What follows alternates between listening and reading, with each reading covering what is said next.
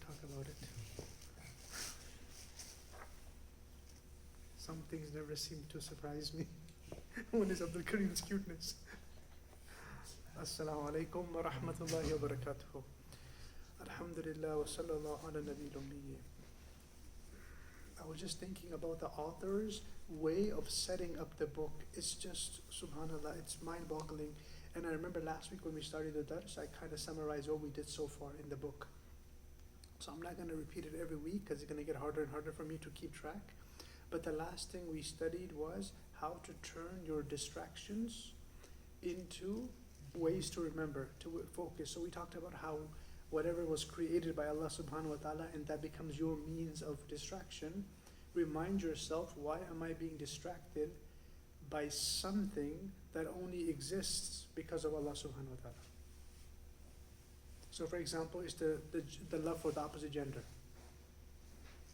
right? So if it distracts you, the love of the opposite gender, so now you tell yourself, why am I being distracted by something that was specifically made by Allah subhanahu wa ta'ala for serving me? For example, when you are married, your wife will help you in your life. So they're kind of going to serve you, you're going to serve them. It's a two-way relationship. And while I'm at it, let me quickly speak about the nature of the relationship between men and women. It's a relationship of serving. Although the feminist and the misogynist fights are so bitter, but if you are humble, you would summarize it, I think, in the way one lady summarized it for her daughter in the classical books. She says to her daughter, "Oh, my daughter, be a maid to your husband so he can be your slave." Be a maid to your husband so he can be your slave. In other words, don't try to be the queen of the house, because if you're going to be a queen, then he's going to try to be a king. And then you're going to be arguing all the time because the king wants to show his power and the queen wants to show her power. But if you both become servants and servants of each other, then all you're going to be doing is serving each other. And by the way, I'm going to be starting the second branch of the original channel, and I named it Mary Marriage. Sakalin is laughing like, yeah, good one. So I'm going to be starting the channel Mary Marriage. And it'll be always talking about marriage discussions and how to make our marriages better, and they are an eternal struggle. No matter whose life you study, you would see their struggle sometimes isn't within their marriage. And everybody has those.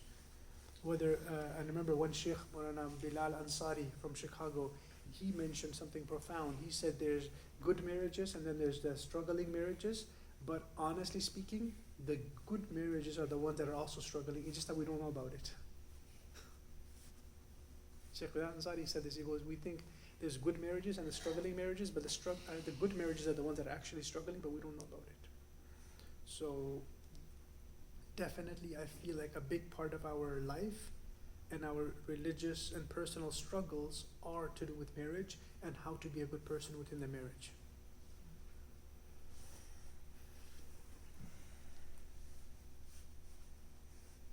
So up to that point of the book, the author was speaking about our distractions. Today he completely switches the discussion, and he says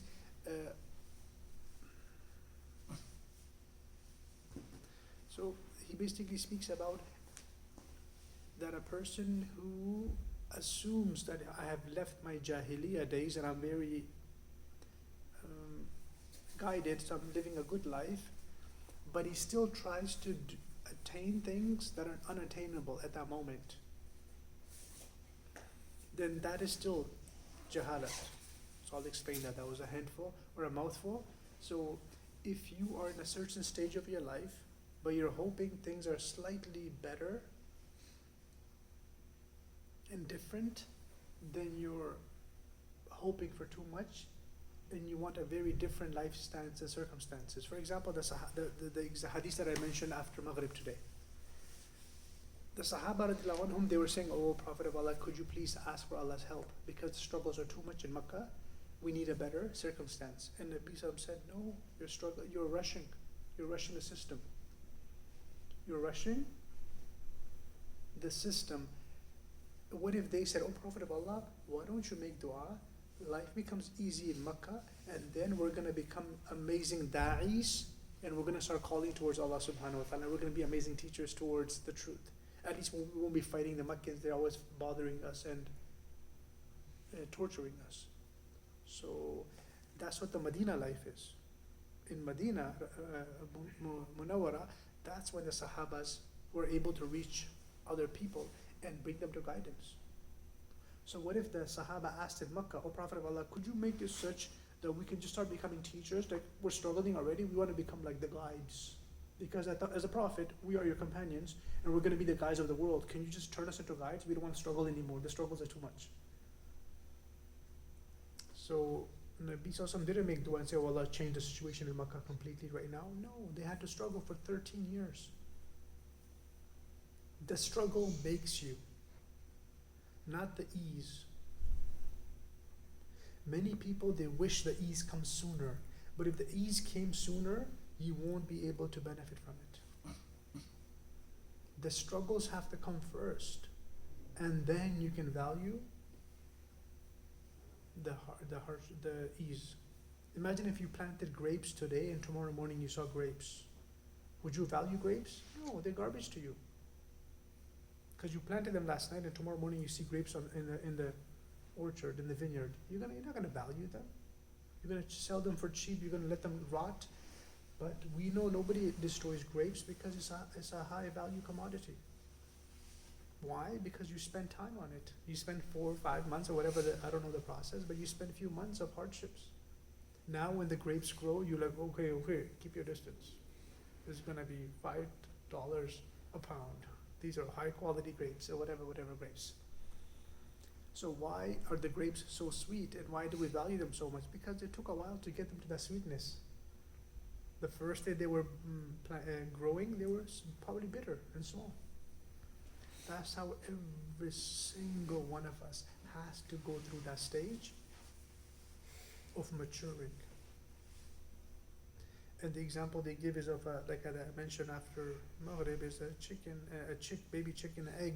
If you help it come out of the egg, when the egg cracks a little bit and you start cracking the whole egg and pull out the baby won't survive, he'll die. The baby will die because they need a little fight within that egg. And they look so hopeless. They're like this tiny, they're just like, they're moving their little silly wings and they have no wings. So they just look like they're just doing nothing. But that little struggles that the little baby chick is doing, that's what's going to help it grow in life. So part of the struggle is to be content in your circumstances and stop praying for an extremely better circumstance. Struggle in your own circumstances and the circumstances will become better. Many guys who are getting into business, they'll say, "Oh, if I had enough investment money, I would have started this business, I would have been a millionaire." So you basically want a perfect circumstance in a situation where you have tons of money and amazing ideas. It doesn't work like that. Either you have good ideas, no money, or you have money but no ideas. That's how life is. And once you combine the two, by hardship and hard work, for example, you had the money but you had no ideas, then the person keeps thinking for years and years, and then he finally cracks the code. Or the opposite, a person has good ideas but the money takes forever to come. So he keeps trying, and finally when he hits jackpot and he gets that money, then he's able to invest. That's what the Shaykh is already hinting to. He's saying sometimes as a seeker on the path of religion, we are just hoping that something special should happen and then I'll become so religious suddenly.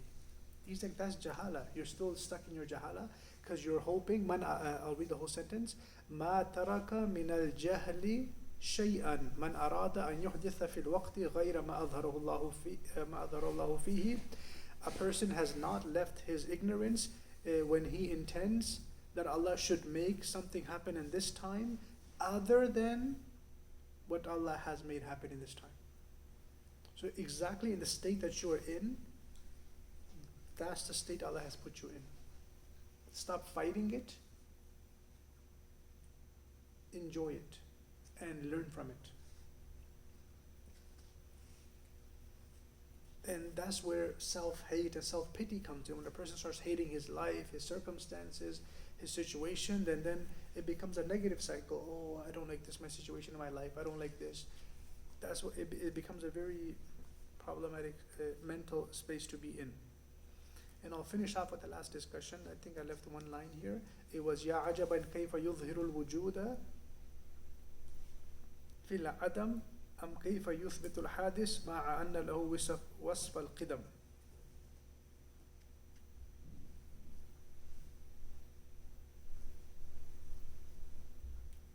So he's hinting towards that how could you be distracted by the creation when the Lord had made things become apparent despite of them not existing. And then the next part, okay, good, this is very deep. He goes, how are you equating that entity which is eternal and making it equal to those entities that are transcendent or transient in their nature? So for example, you're distracted by a certain person or a certain money or a car. So now you're distracted from Allah subhanahu wa ta'ala by something that's only temporarily existing. A car, a house, a certain person. Those are temporary beings. How are you able to get it mixed up? One is the Allah subhanahu wa ta'ala, and then there's this temporary person or temporary status. How are you able to confuse them and let something temporary bother you with your relationship with regard to someone who is eternal? So that was the continuation of the last discussion, where people, when we get distracted from things. So now he's getting into better not fighting our circumstances, but growing in it. And then he mentioned the saying of a certain saint who says, مُذْ أَرْبَعِينَ سَنَةٍ مَا أَقَامَنِ اللَّهُ فِي حَالٍ فَكَرِهْتُهُ وَلَا نَقَلَنِي إِلَى غَيْرِهِ فَسَخَطْتُهُ. In the last 40 years, Allah has not put me in any situation that I disliked, and neither did He move me to another state that I disliked. So in other words, whatever state, if I was in state A and Allah put me into B state, I didn't bother with it. And if Allah subhanahu wa ta'ala took me from a B state to an A state, I didn't bother with that also. I didn't get perplexed by it. So let's just say this winter you're driving, and may Allah protect us. Let's say somebody gets into an accident or they fall down and they get hurt. So that quick moment where you fell or you had a crash, you went from a certain state to a different state, right? But did it drive you insane, or did you stay calm about it? If it drove you insane that you fell down or you had an accident or whatever, if it drove you insane, that means you're not happy with states changing. But if we become comfortable, then we can be more happy with the state that Allah subhanahu wa ta'ala keeps us in. And the next one is very interesting, is delaying good deeds to a time where you will have free time is deception of the self. So hoping or delaying actions to a time when you'll be more free is deception of the nafs. إحالتك الأعمال على وجود الفراغ من رعونات النفس.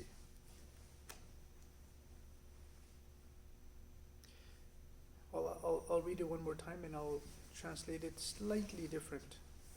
He says, you leaving actions despite of having some capacity for doing that action is deception from shaitan. So let's just say you have only 20 minutes to do some worship tonight before you go to sleep. But you're thinking, inshallah, tomorrow I'll do 5 hours of worship, tomorrow from 7 to 12. I'll do ibadah tomorrow night, but today I'm not going to do it. He's like, you have 20 minutes, why can't you do some worship today? That's a deception of shaitan when he tells you, yeah, in the future I'll be amazing, but today don't bother me, please. You know also what happens with tawbah? With tawbah, Yeah. delaying it to another time. Yeah. Yeah, that's for sure. So that's what it is. Basically, the author is beautifully going through all the different human deceptions that we build for ourselves to keep away from Allah subhanahu wa ta'ala. So this was one of them where we say, oh, inshallah, times will be perfect and I'll be able to achieve it later. And now this is also continuation. لا تطلب منه أن يخرجك من حالة ليستعملك فيما سواها فلو أرادك لاستعملك من غير إخراج. Don't ask Allah subhanahu wa ta'ala to take you out of the state that you're in so that He can use you in a slightly different way. Because if He wanted to use you, He could have used you for the other purpose without having to take you out of your situation. Can you repeat that? Sure. Do not ask Allah subhanahu wa ta'ala to take you out of a state so that He may use you in a different situation. Because if He wanted to use you for something else, He could have used you for that without having to take you out. This generally happens when a person is kind of busy in good stuff, in good deeds, but he thinks, oh, if I make drastic changes, then I might become more useful to religion. But sometimes that drastic change has a lot of ego in it. So the person would want to go through drastic changes, and generally there's so much ego involved in it, so you will tell the person, don't worry about making that big of a change, make the smaller changes. I was talking to a person who was kind of struggling in his mental battles, and because of his insufficiency in his mind. So he was saying, man, I'm not able to do tawbah and stick to religion, and I'm not able to stay as a religious person, so I want to make a big change in the world. I want to become so religious, and then everybody will know me, then I'll become so religious. And I'm thinking, man, those are drastic things. You don't want to do tawbah and stay pious, but you want to become extremely pious and like a guide for the world. It doesn't work like that. So he's like, you know what, one day I'm just going to try to walk to Medina Munawwara and find like hitchhike to Medina Munawwara. I was like, man, that's not possible. He's like, no, what if it happens? Like, you never know, right? I'm like, yeah, you never know, but it doesn't work like that. You're not going to hitchhike to Medina Munawwara. But that's what it is. Like, our brain makes up ridiculous scenarios and imagines like sudden growth. So we can't expect sudden growth or sudden change of circumstances. We have to go with the situation.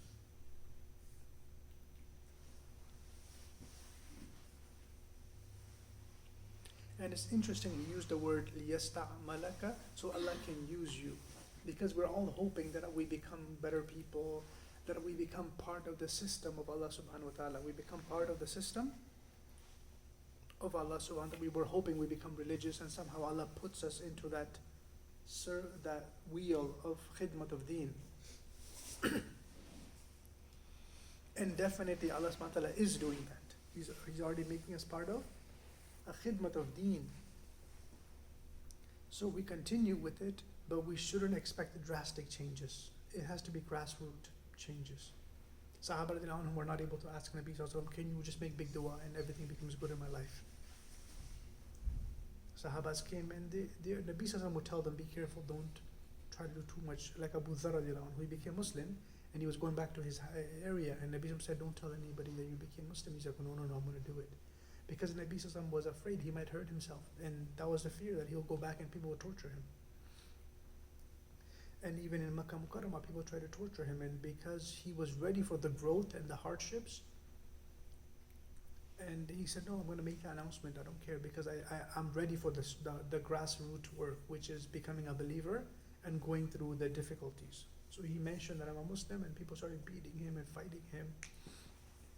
And he stuck with it until he became amazingly pious, and we know when he was passing away, he told his wife, amazing, like, and by the way, I don't know if everybody knows about Abu Dharr Ghifari, but he was a very unique person. He wasn't a normal Sahabi. He was like very extraordinarily spiritual. He had this extreme dislike for wealth.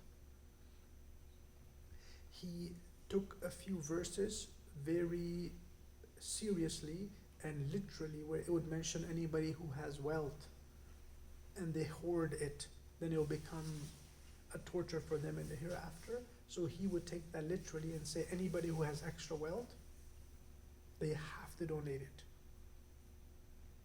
And other Sahaba would say, no, you give your zakat. You don't have to give all of it. So let's just say I have 2,000 extra in my life.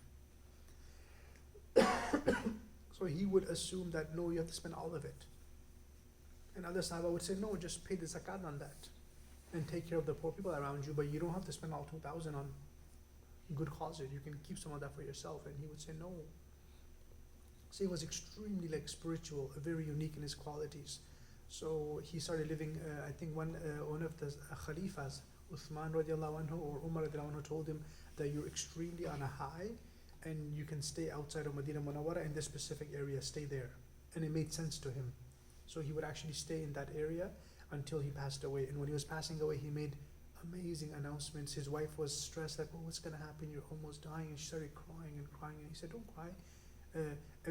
Someone will come and take care of my janazah and my ghusl. You don't have to stress about it. And then suddenly, I think before he passed away, or as soon as he passed away, a caravan came, randomly just stopped at his house in his area, took him, washed him, prayed his janazah, and then they left. So he had a very unique spiritual life, but he had to go through the difficulties first.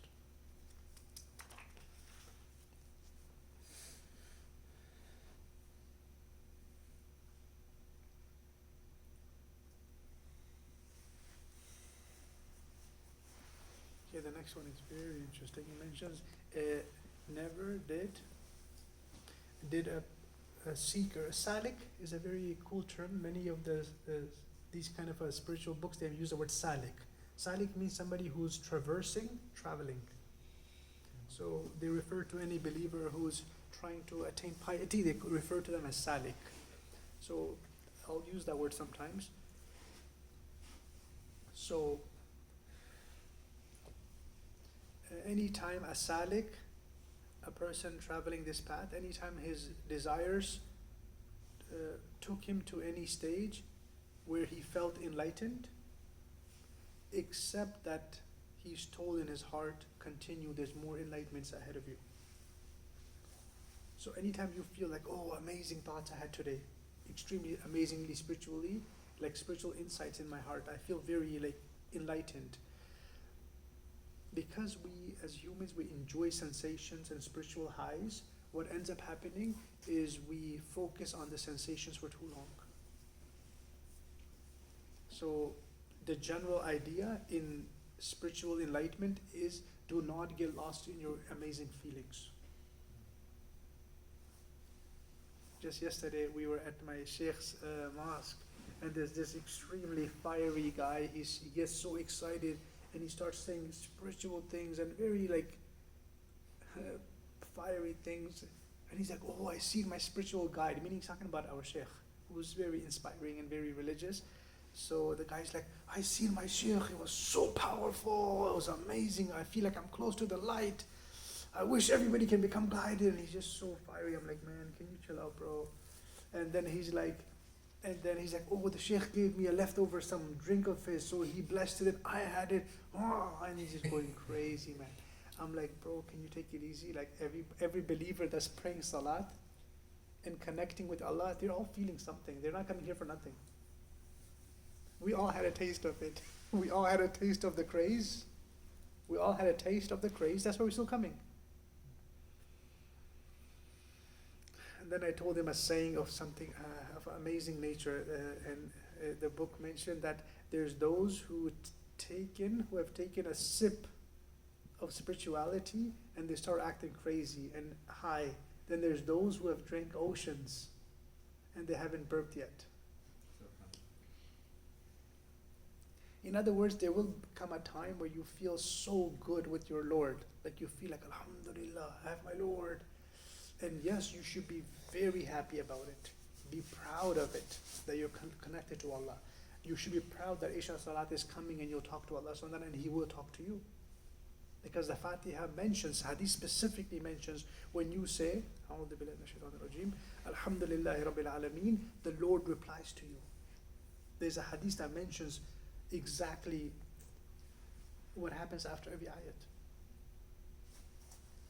And Alhamdulillah Rabbil Alameen and Ar-Rahman Ar-Rahim, they're both praises of Allah. So the Hadith mentions, when you say the first ayat, Allah subhanahu wa ta'ala mentions, my servant has praised me. Then the second ayat is also of praise nature, so another word of praise is used, that he has praised me. And Majjadani Abdi, my servant has mentioned my grandeur nature. So all these things are mentioned in the Hadith. So if you're talking to your Lord, that is a powerful experience. But don't come home and attack your little siblings and your wife and say, did you talk to Allah subhanahu wa ta'ala today? Get off your computer, get off your game and do some worship, and then you start getting angry and whatever. There's no need for that, because you're basically being overly excited because you did something kind of special. Let's say you woke up really early one morning, now you're going around waking up everywhere, like, wake up! I woke up early today. You have to all wake up early today. Because I feel like a morning craze, morning high. So everybody will tell you like, oh, chill out, man. You woke up early, I don't have to wake up so early. So the whole idea of spirituality is that if you felt something and you feel very enlightened and connected, continue. You'll feel way more than that. Don't get lost in it. Continue, continue, continue. So, and I'll mention amazing ayat in the Quran. It mentions when Nabi sallallahu alayhi wasallam went on his Mi'raj journey, as he passed the skies, he passed by a tree. And the tree is known as Sidratul Sidra. Sidra is a type of a tree. In English it's called a lot tree. Okay? Yeah. Yeah, I think it's called a lot tree. And he passed by that tree, and the Quran mentions فَغَشَّاهَا مَا غَشَّا. And the tree was like covered in something special. The translation would be فَغَشَّاهَا مَا غَشَّا. And it was covered with whatever it was covered. The tree was amazingly covered in some grandeur, but the Quran kind of overlooks it. The reason for that is, the Mufassirin mention, is because when Nabi Sallallahu Alaihi Wasallam was way up there and passing by that tree, the tree had amazing like grandeur to it. So let's just say there was amazing lights and nur on that tree. It was blessed. And the Quran mentions Nabi Sallallahu Alaihi Wasallam was so focused on talking to Allah subhanahu wa ta'ala, he wasn't amazed by the show there. So as we worship, you'll have amazingly clear dream or amazing feelings. But if you feel like, oh man, the feelings are amazing, that means you're becoming distracted by the feelings. You're not able to focus on Allah subhanahu wa ta'ala, you're getting focused on the feeling itself.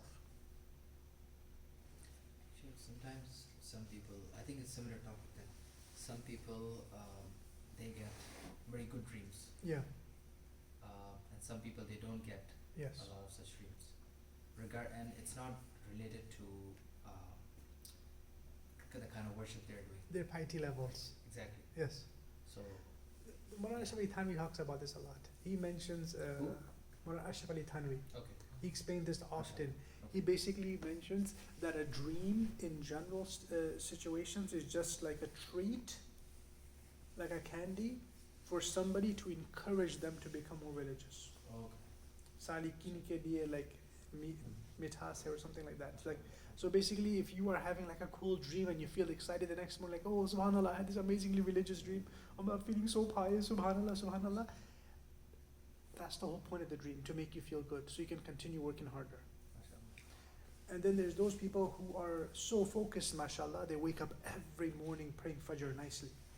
So do they need a big heavy dream every now and then to make up a Fajr? No, because they're so blessed. They're so spiritually blessed. They don't need spiritual dreams to make them continue. Just like how a child who does his homework, they don't need a sticker and a candy after they finish their homework every time. Only the children who need the candy and the sticker, they're the ones who get excited after they finish their homework and do some class assignments. But the kid that says, oh, I'm just doing it for myself, I don't need a candy to do this work. So such a child doesn't need encouragement. So some Muslims, they never see dreams for like 50 years straight. They might not see any good dreams. But they're always, mashallah, doing good things. So do they need a candy, like a special dream? They don't need it. It's good to have it, but you don't have to see it. I think that's why Abdullah bin Umar, I think it's him, where he kind of had this little feeling in his heart, like, I never see good dreams. And then finally he seen this amazing dream and he came to mention it and so on. So as humans, sometimes we might feel like, oh, I want to feel special too, I want to see good dreams. But as long as if you're a good person, you don't need good dreams. You're doing good already.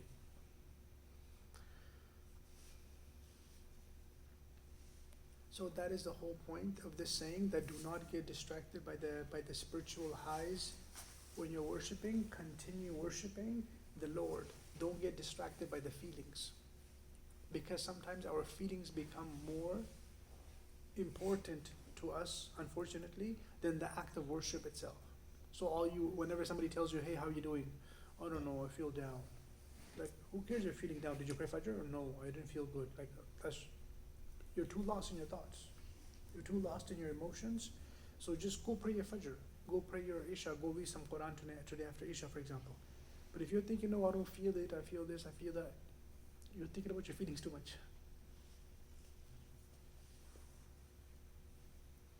And then he has an interesting ayat. It's the ayat that was revealed when the angels came and taught magic and said, this is magic, but avoid using it against each other and so on. So the ayat that was used there was, إِنَّمَا نَحْنُ فِتْنَةٌ فَلَا تَكْفُرْ. We are a test for you, so don't disbelieve, don't do anything wrong. So he's saying that kind of applies to good dreams, that they are your fitna, and don't get distracted by them, but continue with your journey.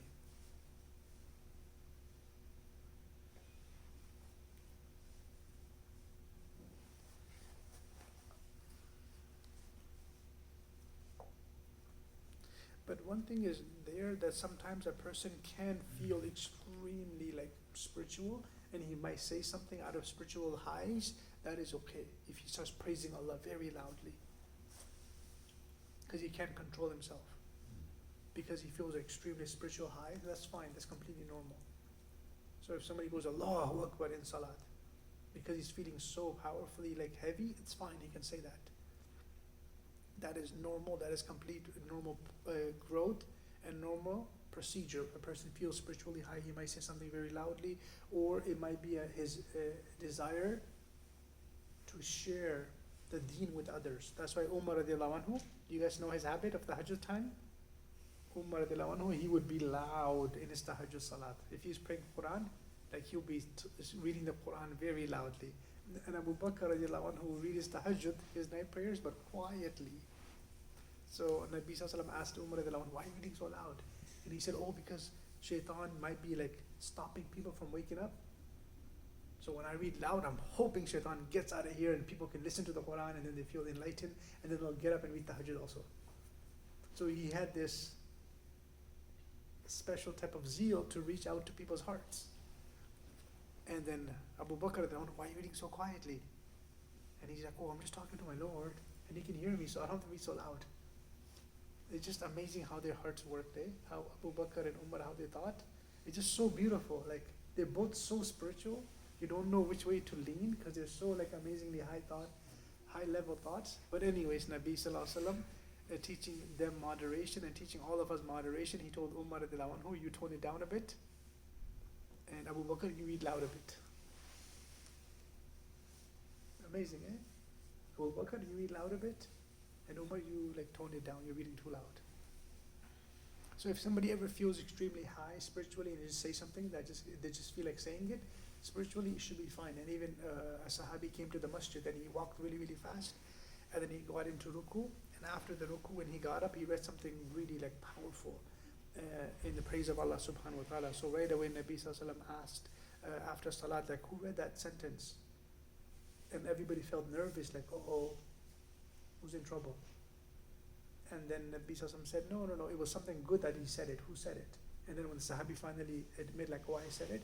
And then Nabi sallallahu alaihi wasallam told him that, do you know such certain number of angels came down to just capture all the rewards that you said, because that sentence was so powerful and it had so much meaning to it.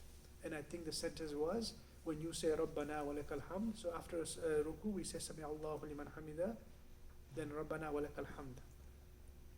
After that, basically anytime we praise Allah subhanahu wa ta'ala, we can multiply it. And then multiply that multiplied number, and it becomes multiplied many, many fold. So he basically, when we say Rabbana lakal hamd, oh Allah praises for you, you can just multiply that praise. So he said Rabbana lakal hamdu, Hamdan. Yes, that one. Hamdan, oh Allah, praise be for you. Hamdan kathiran, a lot of praise, and pure praise, and blessed praise. So, a lot of praise. When you say Mubarak kathiran, you're saying, well, I praise you, but I praise you a lot. Then there's another dua which is beautiful. I hope you guys remember this dua, please. Are you listening, Sakhalay? Yeah. Good job. So the hadith is the ayat, this dua is so beautiful. It mentions, oh Allah, praise be for you, a sky full, a earth full, and the space in between full, and any other place that you want full of praise for you. Ya Rabbi lakal hamdu, mil as-samawat, wa mil al-ard, wa mil ma baynahuma, وَمِلْءَ مَا شِئْتَ مِنْ شَيْءٍ بَعْدُ. Allah, praise be for you, skies full, earth full, the space in between full, and any other space full for you in praise. And then it finishes off with something very profound, which is أَحَقُّ مَا قَالَ الْعَبْدُ. The most deserving thing a slave ever said is that no, لَا مَانِعَ لِمَا أَعْطَيْتَ. No one can stop when you want to give. So you praised Allah so much, but then you say something so powerful right after. You say, oh Allah, the most truthful thing a servant ever said, and every servant is your servant. No one can stop when you want to give. Because in life, generally we're hoping that we get good in life, right? Oh Allah, give me a job, give me this, give me that. But then we have this fear, what if somebody can stop it from coming to me? What if somebody takes away my blessings? Or is somebody at the moment pulling my blessings away? And if they are, we feel nervous. Like, oh, what if this happens to me? What if somebody does this to my life? So this ayat is, this dua is, nothing can be taken away when you have given it. La mani'a lima atayt. Yes. Sheikh, sometimes people, especially in my culture, they say, we should hide certain blessings of Allah subhanahu wa ta'ala we have because we'll get the nazar for the people. So, to what extent should we take this thing? Like you said, Allah, no one can take away from things what Allah wants to give us, right? Yeah. I guess the answer would be in the story that we just mentioned of Umar radiallahu anhu and Abu Bakr radiallahu anhu, like a moderation, where we don't hide it so much that people start thinking, what's wrong with this guy? Because he won't mention anything positive about himself or his life. And not also when we become exaggerated and start mentioning every single blessing that we ever had in front of people. And there is the ayat, وَأَمَّا بِنِعْمَةِ رَبِّكَ فَحَدِّثْ. As for the ni'mats of Allah, حَدِّثْ, mention them. So the Mufassirin would mention, if you're a beginner, then don't mention all your blessings, because it might forget about nazar and somebody cursing you with your evil eye. You yourself will feel arrogant. Like, oh, I'm so blessed. So he's like, don't mention your blessings, because when you mention them, you're actually doing it out of ego. For example, let's just say I got to pray 2 rakats after Zuhr today. And I'm sitting here, guys, you know what I did today after Zuhr? I prayed 2 rakats. You're like, bro, that was a blessing, but you don't have to mention it, because as a beginner, I'm using it to show off to you. So once you reach a good stage where you feel confident in your worship, you're doing it for Allah subhanahu wa ta'ala, then you can mention and say, Alhamdulillah, I got to pray 2 rakats after Zuhr, but generally you wouldn't want to do that as a beginner. So yeah, but that's a really, really, really good question, what you just said. How much of our blessings can we expose to others and mention them? And the eye is quite powerful, the evil eye, and also jealousy. Jealousy is a really powerful and a very evil thing, and we don't realize it, but all of us will have some type of jealousy, because at the end of the day, as a greedy human, I would want a lot of blessings because I'm greedy. So if the Bihullah has a blessing, my eye will be like all over it, like, oh, I want that blessing. Thaqalain has another blessing, now my brain goes, yo, I would love to have that blessing. Brother Tariq has a blessing, I'm like, yo, I want it. Musa is cool, guys. I'm like, yo, I want to be cool like this guy. And then I keep going through every human around me, thinking I want everybody's blessings. So that's jealousy. And the Quran is very clear, speaks about this. Ahum yaqsimuna rahmata rabbik. Are these people going to go and distribute Allah's blessings, or is Allah going to distribute it? So your blessing, Allah gave it to you, so now I can't be asking for that blessing. That's your blessing. Otherwise, as a greedy human, I would want to have everybody's blessings. So hasad, I didn't realize it. Somebody explained it once, and then I realized, I'm like, wow, hasad is a really powerful trait and a very dangerous one, because they say hasad, jealousy, is you objecting to Allah subhanahu wa ta'ala, because you're basically saying, Allah, why did you give it to him? Give it to me. And that's why jealousy is bad. Isn't that crazy? Jealousy is when you basically saying like, Allah, why does this guy have a blessing? I want a blessing. So you're basically telling Allah subhanahu wa ta'ala, you made a mistake, why did you give it to him? Give it to me. So it's, although we're showing jealousy to a fellow human, but indirectly you're not attacking his blessings, you're attacking the mun'im, the one who gave that blessing. So it's not the ni'mah, it's the mun'im. So it's not the blessing, it's the blesser that you have a problem with. So like Talha is so smart, so I'm like, Allah, I want to be as smart as Talha. So now I don't have a problem with Talha's smartness, it's the Lord that made him so smart, I'm objecting to him. So that's why jealousy is a really powerfully bad trait, very destructive, and the worst thing it does, it burns you alive. Because jealousy is like a fire, it's like, I want it, and it's a literal fire. And that's why an old man was once asked about his old age, and this comes in our classical books, like, Shaykh, how come your body is so good? And he answered in a very short, rhymed way. He said, Taraktul hasad, fabaqi al-jasad. I left hasad, so my body stayed fine. I left jealousy, so I didn't burn. I left jealousy, so it didn't burn me. And that's why in today's times, if you look at depression and anxiety socially and so on, what is it? It's just you getting so angry at all the blessed people on social media that have so much and we have so little. And we just hate ourselves. So are you sad because of your life, or you're sad because somebody else's good life? So we're angry at somebody else's blessings. And those who know Hindi or Urdu, he goes, our teacher would say, there's those who are dukh ke dukhi, meaning you're sad because of your sadness. Then there's those who are sad because of somebody else's happiness. So he goes, tum dukh, nahi sukh ke dukhi ho. He goes, you're depressed because of somebody else's smiles. You're depressed because somebody smiled and you hate that smile. Why is he smiling? Why is she smiling? I wish I was smiling in place of them. So we are angry because somebody's having a fun time in their life. So you know what you can do? Switch your mind in a way where you get happy for other people's blessings. And then you'll smile when they smile. You'll smile when others smile. When that happens, you can never lose. You can be the poorest guy in Toronto, but you'll see a filthy rich guy, you're like, yo, you're blessed, hey, good one. And you're excited for him. So you're going to go home smiling as much as he's smiling. So it's a really beautiful perspective thing. If we can change it, inshallah, may Allah take away my evils, my weaknesses, and likewise for all of us, may Allah protect us from our weaknesses and our bad traits, and may Allah always increase us in good traits.